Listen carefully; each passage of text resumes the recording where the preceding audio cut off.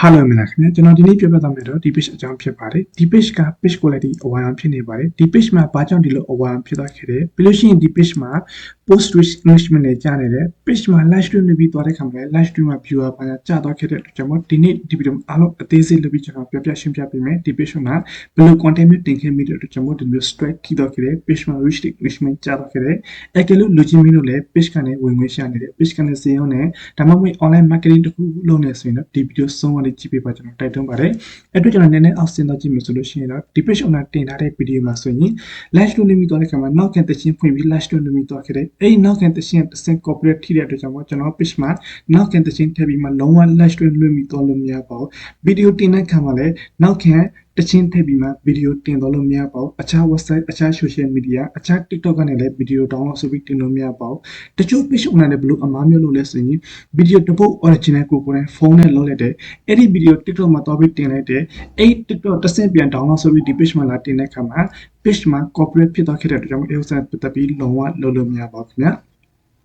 အခုတော့ဒီ page မှာတစ်ချက်ကြည့်မှဆိုရင် copyright မလာသေးဘူးဒါပေမဲ့နောက်ကတချင်းရှိတယ်ဘယ်မှာတစ်ချက်တော့စစ်ဆေးရမလဲဆိုကျွန်တော်တစ်ချက်ပြပေးမယ်ဒီမှာ hello support တစ်ချက်တော့မယ်ပြီး support import တစ်ချက်တော့မယ်ပြီး your alert ဆိုရှိရကျွန်တော်ဒီနေ့တစ်ချက်တော့မယ်ဆိုရင် strike လေးထိပါဒီမှာဆို strike လောလောဆယ်မှာ၄ခုပြတာလေဒီမှာ strike တစ်ခုပဲပြတာပါနော်ဒီဥစ္စာဒီတိုင်းကြာထားမယ်ဆိုလို့ရှိရင်ကျွန်တော်ဒီဥစ္စာလုံးဝ strongly ဖြစ်ပြီးမှဒီမှာ strike လေးတွေအများကြီးလာပြီးမှ page ကဒီနာမှာလောလောဆယ် over ဖြစ်တဲ့နည်းနည်းနောက်ကျ ania ဖြစ်ပြီးမှ page က post တဲ့အပိုင်းတွေပေးတော့ခဲ့မယ်ပထမတော့ဆိုရင်တော့ဒီ page ဒီနာမှာဆိုရင်အခု20လောက် strike ထိထားတယ်အဲ့ဒီဥစ္စာနဲ့ပတ်သက်ပြီးကျွန်တော်တစ်ချက်ပြပေးပါမယ်နော်ခဏလေး switch လုပ်ပြီးမှကျွန်တော်ဒီမှာတစ်ချက်ပြပေးမှာဒီ page owner ကျွန်တော်ပြတယ်ဒီမှာ all copyright ဆိုပြီးဒီမှာအားလုံး copyright ထိထားတယ်ဒီဥစ္စာကျွန်တော်အားလုံးဖြတ်လို့ပြီးတော့ခဲ့တဲ့အတွက်ကျွန်တော်၄ခုပဲကျန်တယ်ပေါ့နော်ပြီးရင်ကျွန်တော် page တစ်ချက်သွားပြမှာနောက်တစ်ရက်ဒီ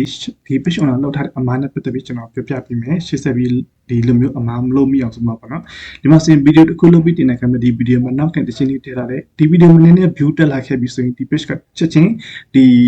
ဥစ္စာ copyright ဖြစ်ပြီးမှ page owner page admin ပဲမြင်တွေ့ရပြီးအခြားလူတွေမမြင်မတွေ့ရတဲ့အတွက်ကြောင့်မို့အထူး view set ဖို့လိုရပါတယ်နောက်တစ်ခုတစ်ချက်သွားမယ်ဆိုဒီမှာအားလုံးရှိမှဆိုရင် copy content တွေပဲဖြစ်ပါတယ်နောက်တစ်ခုကျွန်တော်ပြပြမယ်တပ်ပုံနဲ့ပတ်သက်ပြီးကျွန်တော်တို့က use လုပ်ပြီးတော့တပ်ပုံပြန်သုံးလို့မရပါဘူးအကယ်လို့ကျွန်တော်တို့ကိုယ်တိုင်တီထွင်ထားတဲ့တပ်ပုံ page မှာတင်ပြီးတော့ခဲ့ပြီးနောက်တစ်ချိန်ပြန်တင်လို့မရပါဘူးအကယ်လို့အခြား website အခြား platform မှာတင်ထားတဲ့တပ်ပုံတွေ download ဆိုပြီးတင်လို့မရဘူးဒိုင်းနေပေးပို့လိုက်တပ်ပုံတွေအလွယ်တကူ download ဆိုပြီးတင်လို့မရပါဘူးအကယ်လို့ကျွန်တော်တို့မဖြစ်မနေတပ်ပုံတင်ချင်တဲ့ဘာညာဆိုလို့ရှိရင် copy content တင်ချင်တဲ့ဆိုရင်အဲ့ဓာတ်ပုံတွေ download ဆွဲလိုက်ပြီးနည်းနည်းလေး crop လုပ်ပြီးမှဓာတ်ပုံပေါ်မှာကျွန်တော် page name ဖြစ်ဖြစ် page logo ဖြစ်ဖြစ်ဓာတ်ပုံနဲ့သက်ဆိုင်တဲ့စာသားတစ်ခုခုရေးထည့်ပြီး page မှာတင်ပြီးတော့မှဆိုရင်အဲ့ဥစ္စာ copyright ကနေ 100% လုပ်ခင်ပါတယ်ဒီဥစ္စာနဲ့ပတ်သက်ပြီးနားလည်သဘောပေါက်ပြီဆိုလို့ရှိရင်ကျွန်တော်အခုနောက်တော့ copyright တွေကိုဘယ်လိုဖျက်ပြီးသွားရမလဲဆိုကျွန်တော်မှာ hello support တစ်ချက်တော့မှ your alert တစ်ချက်နေတော့မှကျွန်တော်ဒီဥစ္စာတစ်ချက်ဖျက်ပြပေးမယ်ဖြစ်ပါတယ် address တွေ new tab တစ်ချက်ဖွင့်လိုက်မယ်ဖွင့်လိုက်ဆိုကျွန်တော်ဒီပုံစံလာခဲ့ပြီဆိုရင်ကျွန်တော်ဒီမှာ C detail တစ်ချက်နေပြီးတော့မယ်ပြီးဒီမှာဆိုရင်ဖြတ်လို့မရဒီပုံစံ close ဖြစ်သွားခဲ့တယ်တချို့အရာတွေမှာဖြတ်လို့ရတယ်ဒီဖြတ်လို့မရတဲ့အရာကိုဘယ်လိုဖြတ်ပြီးတော့မလဲဆိုကျွန်တော်ဒီအပေါ်မှာဒီ September 16 2021ဆိုရှိရဒီဥစ္စာထောက်ပြီးတော့လိုက်ခဲ့ပြီဆိုဒီ video ပေါ်လာခဲ့ပြီဆိုရင်ကျွန်တော်ဒီဘက်မှာတစ်ချက်သွားပြီးမှဒီဥစ္စာ delete video တစ်ချက်နေပြီးတော့လိုက်ပါမယ်ခဏဆောင်မယ်ကျွန်တော်ဒီမှာနည်းနည်းလေး routine ဖြစ်နေပါတော့ okay ဒီပုံစံဖြစ်သွားခဲ့ပြီဆိုရင်အခုလည်းတစ်ချက်ပြန်သွားမယ်ဒီမှာပေါ့နော်အဲ့တော့ကျွန်တော်တစ်ချက် refresh လုပ်လိုက်ပါမယ် refresh လုပ်လိုက်ပြီဆိုအခုန content လုံးဝပြတ်သွားခဲ့ပါခင်ဗျာနော်နောက်တစ်ခုရှောင်းရဆောင်နဲ့ပတ်သက်ပြီးကျွန်တော်ပြပြပေးမယ်ဒီမှာတစ်ချက်ထိသွားခဲ့တယ်ပါနော်ဒီမှာတစ်ချက်ထိသွားခဲ့တဲ့ content ဆိုလို့ရှိရင်တော့ဒီမှာ strike ထိသွားခဲ့တဲ့19 hour တုန်းကထိသွားခဲ့တဲ့ content ကျွန်တော်တစ်ချက်ပြပေးမယ်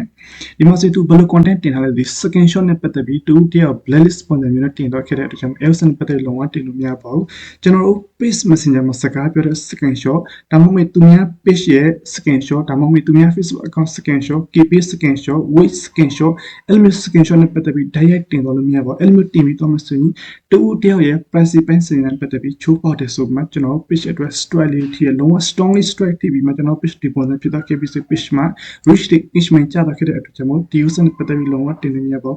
အကယ်လို့အကြောင်းအမျိုးမျိုးကြောင့်ကျွန်တော် live group အနေနဲ့ကျွန်တော် page messenger မှာစကားပြောတဲ့ screenshot KP screenshot screenshot တွေတင်သွားခြင်းနဲ့ဆိုရင်အခုနပြောတဲ့အတိုင်းကျွန်တော်အဲ့ဒီ screenshot ကိုနည်းနည်းလေး crop လုပ်ပြီးမှ site ပြောင်းပြီးမှအဲ့ဒီ screenshot ပုံမှာကျွန်တော်တက်ဆန်နဲ့စာသားထင်းထင်းရှားရှားရေးထည့်ပြီးမှကျွန်တော် page မှာတင်ပြီးတော့မယ်ဆိုရင် role on span က looking နဲ့တူတယောက် press ဒီ privacy ပိုင်းဆိုင်ရာချိုးဖောက်တဲ့ဆိုမှလည်းကျွန်တော် looking နဲ့ Facebook AI ဘက်က scan ဖက်တဲ့ချိန်မှာလည်းကျွန်တော် edit လုပ်ပြီးတင်လာတဲ့အတွက်ကြောင့်မို့ limit at value ဖြစ်သွားခဲ့တဲ့အတွက်ကြောင့်မို့ကျွန်တော် AI ကလည်း scan ဖက်လေး looking နဲ့ airport အတိုင်းတင်ပြီးတော့ရမယ်အခုလိုမျိုးကျွန်တော် screenshot တိုက်ရိုက်ပြီး page မှာတင်ပြီးတော့မယ်ဆိုလို့ရှိရင်ကျွန်တော် page အတွက်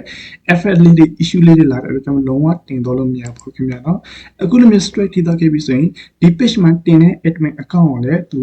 straight ထိသွားခဲ့တဲ့အတွက်ကြောင့် admin account ကိုလည်း fix လုပ်ရမယ်ဒီ page ကိုလည်း fix လုပ်ရမယ်ဒီ user ဘယ်လို fix လုပ်ပြီးသွားရမလဲဆိုရင် part 2 video မှာအားလုံးအသေးစိတ်လုပ်ပြီးကျွန်တော်ပြရှင်းပြပေးမယ်ဒီ part 1 video မှာတော့ဒီ page ကိုလည်းမသိနားမလဲပဲဘယ်လိုအမှားမျိုးလုပ်ခဲ့မိလဲဆိုတော့အစနဲ့ပတ်သက်အားလုံးကျွန်တော်ပြပေးတယ်အခုလိုမျိုး page မှာဒီနောက်ခံတက်ရှင်းထည့်ပြီးမှ live show လုပ်ပြီးတော့တယ်အလုပ်လုပ်တော့ခဲ့တယ်ဆိုလို့ရှိရင်ကျွန်တော် page မှာရှေ့ဆက်ပြီး live show လုပ်ပြီးတော့မယ်ဆိုရင်တဖြည်းဖြည်းနဲ့ live stream မှာ viewer ဘာညာကြာတော့ခဲ့တဲ့အတွက်ကြောင့်လုံးဝလုပ်လို့မရပါဘူးပြီးလို့ရှိရင်နောက်တစ်ခုအမှားကျွန်တော် page မှာတင်တဲ့ live stream ကိုဒီ page owner ကိုယ်တိုင်ပဲ tag ကတလဲလဲဖွင့်ကြည့်တယ်ဒီ page မှာတင်လိုက်တဲ့ video ပဲ page admin page owner တွေက tag ကတလဲလဲဖွင့်ကြည့်တယ်ဆိုလို့ရှိရင်ကို video ကိုယ့်ကို view တော့အောင်လုပ်တဲ့ဆိုမှ page အတွက် reach engagement ကျဆိုတဲ့ထပ်ပြီးလုပ်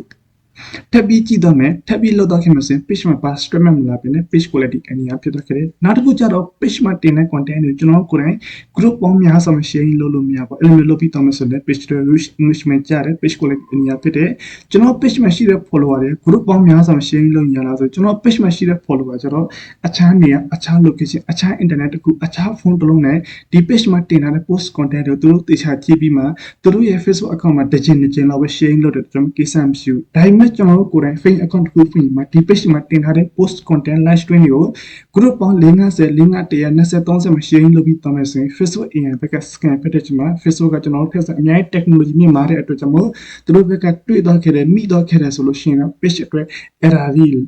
လေးတွေလာပါတယ် page quality အနေအဖြစ်တော့ခဲ့တယ်အဝါဖြစ်တော့ခဲ့တယ် page က not recommendation ဖြစ်ပြီး page reach engagement ကြပြီး page 0 ကျတော့ခဲ့တယ်တချို့ဆိုလို့ရှိရင် page quality အားလုံးစိမ့်တယ် page recommendation အားလုံးစိမ့်နေတာနဲ့ live stream လုပ်ပြီးတော့တဲ့ခင်ဗျာ view က50လောက်ဖြစ်တော့ခဲ့တယ်ဒီ10ခန်းလောက်ပဲဖြစ်တော့ခဲ့တယ်တချို့ဆိုဈေးမရောင်းရဘဲနဲ့တော်တော်လေးအခက်တွေ့တဲ့အစားဖြစ်တဲ့ကြောင့်တကယ်စစ်ကြည့်လိုက်တဲ့ချိန်မှာအဲ့ဒီအမားလေးတွေကိုတင်တဲ့ video ကိုဖွင့်ကြည့်တယ် group ပေါင်းများစွာမှာထက်ကတလေး share လုပ်ပြီးတော့တဲ့အတွက်ကြောင့်အဲဥစ္စာနဲ့ပတ်သက်ပြီးလုံးဝလုပ်လို့မရပါဘူးခင်ဗျာနော်ဒီနေ့ဒီဗီဒီယိုအားလုံးနားလေသဘောပေါက်မယ်နော်ကျွန်တော် copy video တင်လို့မရဘူး copy တက်ပုံတင်လို့မရဘူးဘယ်လို edit လုပ်ပြီးတွားရမလဲဆိုအားလုံးကျွန်တော်ပြောပြပေးတယ်တချင်းကအရင်ဆိုပါတယ်ခင်ဗျာနော်ကျွန်တော် Facebook တင်မှပေးထားတချင်းမဲ့ကျွန်တော် download ဆိုပြီးတင်လို့ရတယ်အခြားဘယ် WhatsApp ဘယ်နေရာတချင်းမှကျွန်တော် download ဆိုပြီးတင်လို့မရပါဘူး Facebook ကဘယ်နေရာပေးထားလဲဆိုလို့ရှိရင်ကျွန်တော်တစ်ချက်ဒီ business switch ကိုကျွန်တော်တစ်ချက်ယူသွားပြမယ်အဲ့တော့ကျွန်တော် business switch ကိုရောက်လာခဲ့ပြီးကျွန်တော်ဒီဘက်မှာနည်းနည်းလေးအောက်ဆင်းသွားမယ်နည်းနည်းလေးအောက်ဆင်းတဲ့ကျွန်တော်ဒီ edit တစ်ချက်နေသွားမလို့ကျွန်တော်ဒီမှာဆိုလို့ရှိရင်ဒီမှာ song collection ရှိရကျွန်တော်ဒီ user တစ်ချက် add လုပ်ပြီးကျွန်တော် save လုပ်လိုက်ပါမယ် save လုပ်တဲ့ကျွန်တော်ဒီမှာ song worship ပေါ်လာခဲ့ပြီးကျွန်တော်ဒီ user တစ်ချက်ထောက်သွားလိုက်ပါမယ်